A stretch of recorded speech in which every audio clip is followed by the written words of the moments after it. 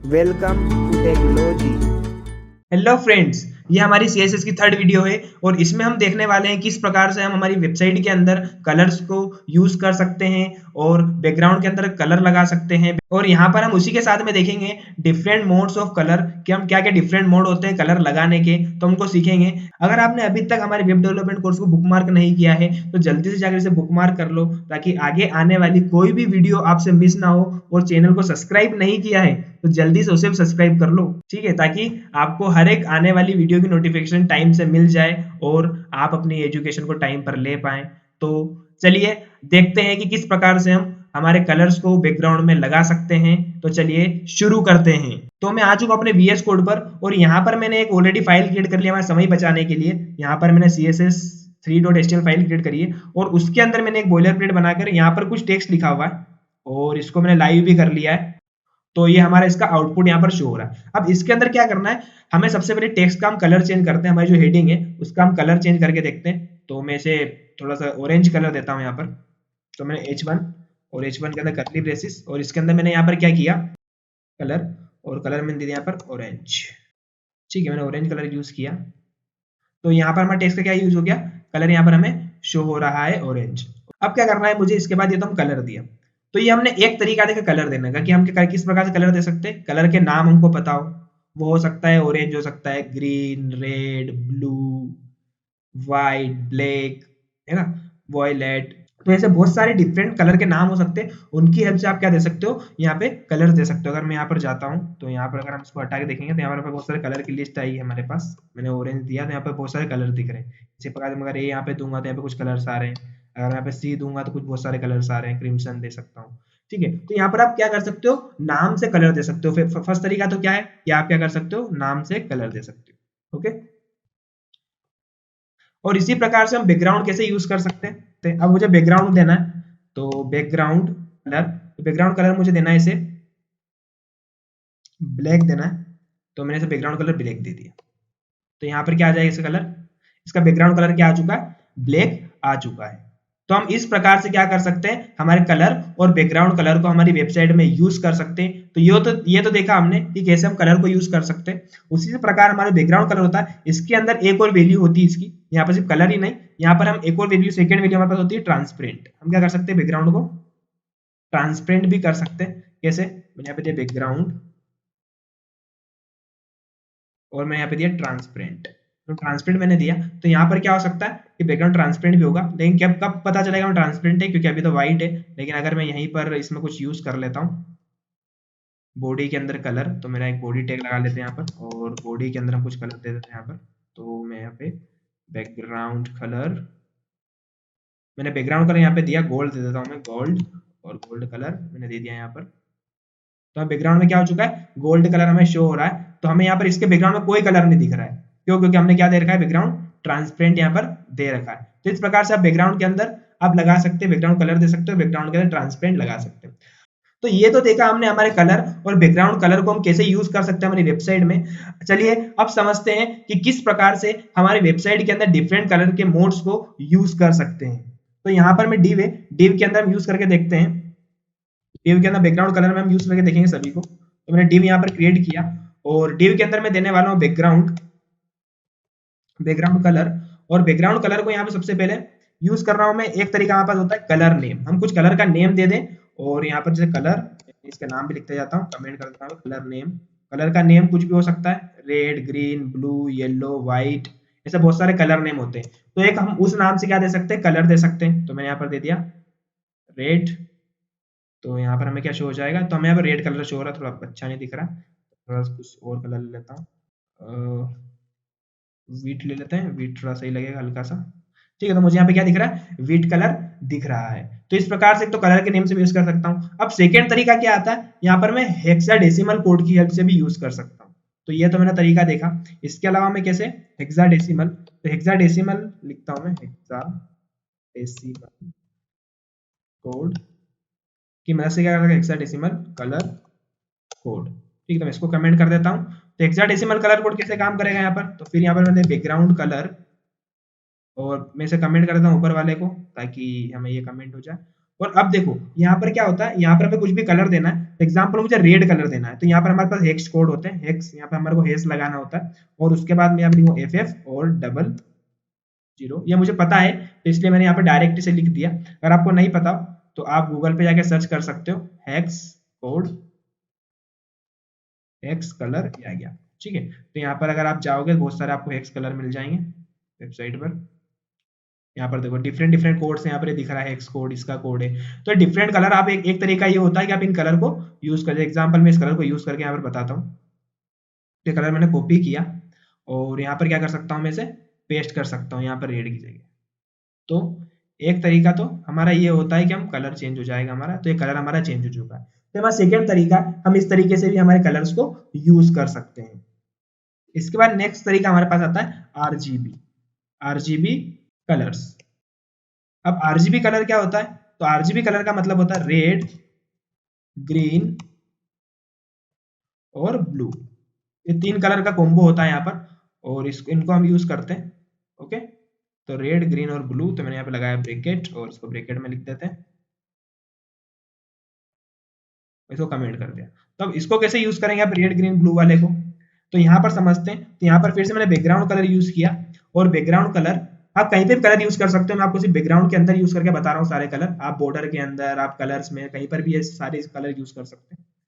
तो यहाँ पर कैसे यूज करेंगे, तो यहाँ पर हमने देखा, तो यहाँ पर हमको लिखना था आरजीबी, और आरजीबी के अंदर हम तीन वैल्यू देते हैं यहाँ पर। ओके, तो सबसे पहली वैल्यू यहाँ पर आती है रेड कलर के लिए, तो रेड कलर के मैंने यहाँ पर वैल्यू की जो वो होता है वो रेंज होती है 0 से लेकर 225 तक। तो अगर मैं यहाँ पे 225 अगर दे दिया मैंने, तो ये, और यहाँ पर अगर मैं 0 दे देता हूँ और यहाँ पर मैं 0 दे देता हूँ, इसका कलर क्या हो गया, रेड। ओके, यहीं पर अब तो चल पहले आउटपुट देख लेते हैं। तो हम इसको मैं दो पार्ट में डिवाइड कर लेता हूँ, ये इस प्रकार से सारी चीज क्लियर रहेगी।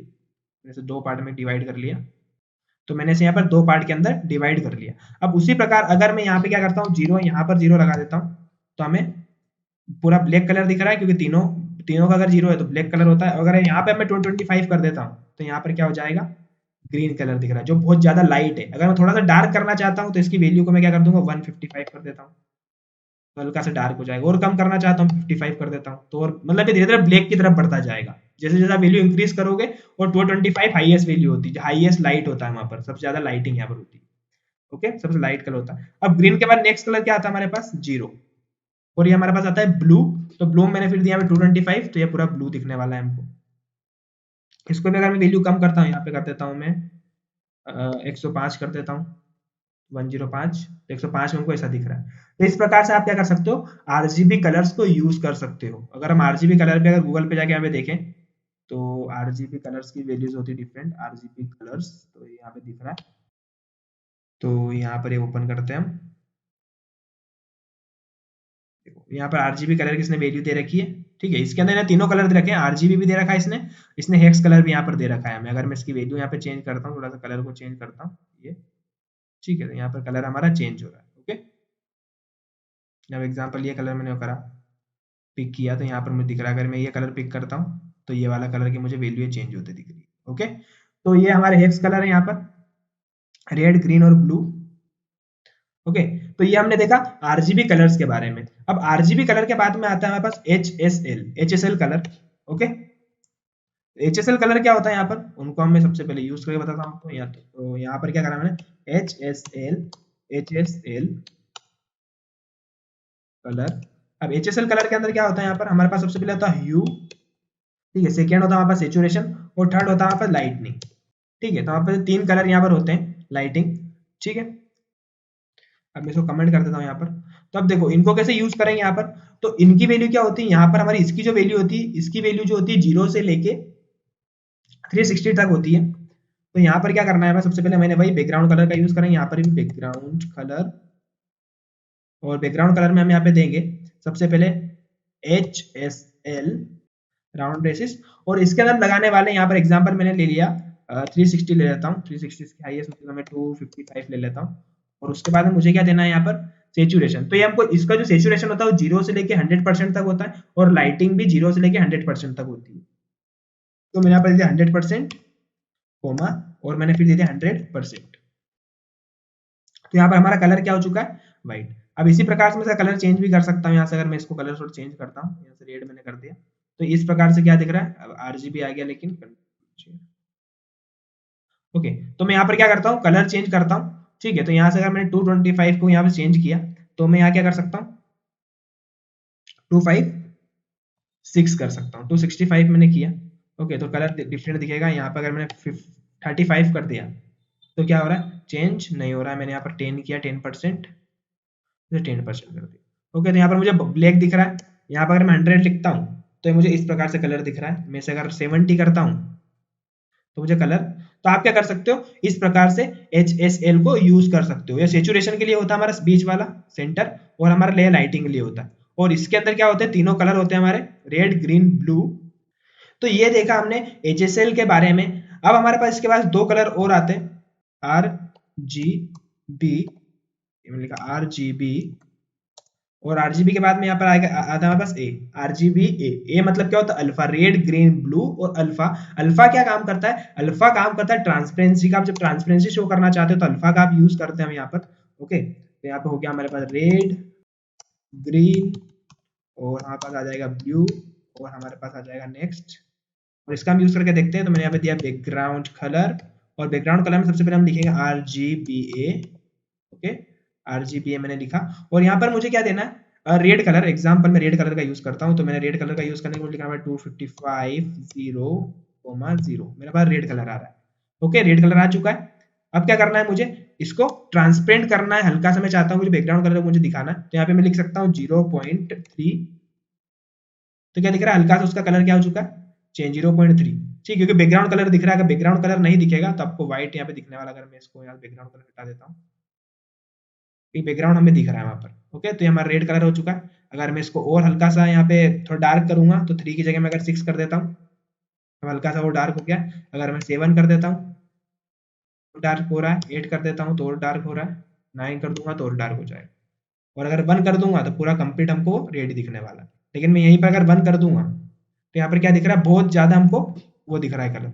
तो ठीक इस प्रकार से हम क्या कर सकते हैं, हमारे कलर को ट्रांसपेरेंट कर सकते हैं अल्फा की हेल्प से। तो ये हमने देखा RGBA कलर के बारे में। अब नेक्स्ट कलर हमारे पास आता है HSL के कलर्स को हम यूज करके देखते हैं यहाँ पर कलर। और इसके अंदर क्या क्या होता है, यहाँ पर ये तो हमारे तीनों होते हैं यहाँ पर, ह्यू, सैचुरेशन, लाइटनिंग। तो हम इन तीनों को यूज कर लेंगे। यहाँ पर आ गया पेस्ट, और उसके अलावा यहाँ पर एक और क्या होता है हमारे पास, अल्फा। अल्फा यहाँ पर ऐड होता है, ठीक है। और अल्फा के अंदर आप क्या करेंगे, यहाँ पर हमारे पास बैकग्राउंड कलर हमको देना है। तो बैकग्राउंड कलर में यहाँ पे लिखा हमने HSLA, ये हमने लिखा है यहाँ पर। और यहाँ पर हम देंगे कलर 64% कुछ दे लेते हैं, और उसके बाद यहाँ पर हम देते हैं, और यहाँ पर मैं एक और इसके बीच में सेचुरेशन 100% कर देते हैं, और इसके बाद में कोमा, और यहाँ पर मैं लगा देता हूँ 0.5, ओके। तो इस प्रकार से हम क्या कर सकते हैं, हमारे HSLA कलर को यूज कर सकते हैं। देखो ये तो हमने कलर्स के बारे में देखा, जो कि हमारे CSS के अंदर हम स्टाइलिंग करने के लिए डिफरेंट डिफरेंट कलर यूज कर सकते हैं।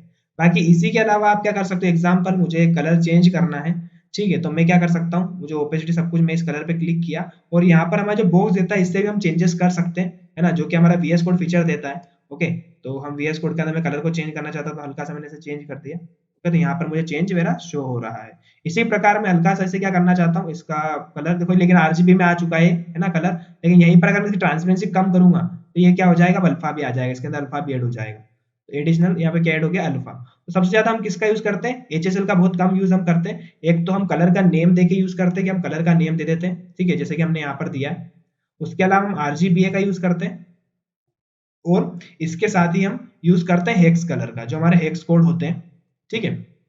तो हमने इस वीडियो में देखा किस प्रकार से हम कलर और बैकग्राउंड कलर को यूज कर सकते हैं हमारी वेबसाइट के अंदर, और उसी के साथ हमने देखा है कलर के डिफरेंट मोड्स को।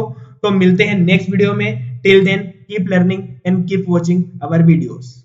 Thank you for watching. Like, share and subscribe